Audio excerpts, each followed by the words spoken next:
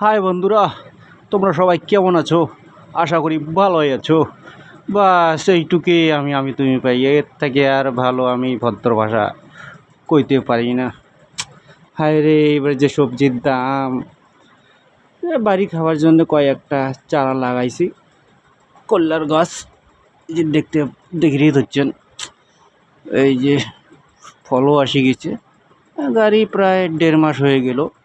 19শে মে গাছছিলাম তো 20-25টা বিছিয়ে নিয়ে ফেলাছিলাম, 5-6টা মারা গেছিল, বাকি হয়েছিল।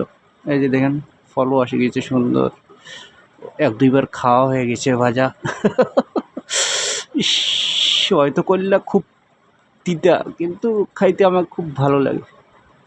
মিষ্টি মিষ্টি তো লাগবে না, নিজের জিনিস যতই তিতা থাকুক মিষ্টি লাগবেই।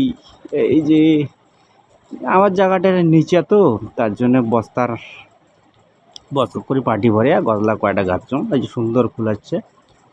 সাথে সাথে ট্রিটমেন্টও করতে হয়, স্প্রে, ফার্টিলাইজার সবই দিতে হয়। বস্তা করে গাচ্ছি, তার মধ্যে বস্তাটা করে যে আছে, এই যে দেখো সুন্দর করলা। ও হো হো হো, দেখতেই আমাকে খাইতে মন করে। হাম।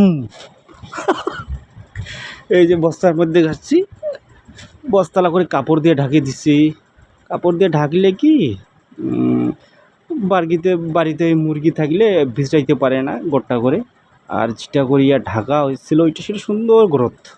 যেটা করে ঢাকা হয় না ওইটা গ্রোথটা করে কম আছে। বৃষ্টি বেশি হইলেও মাটিটা ধোয়া যায় না, সারটা ধোয়া যায় না, সাথে রয়ে যায়।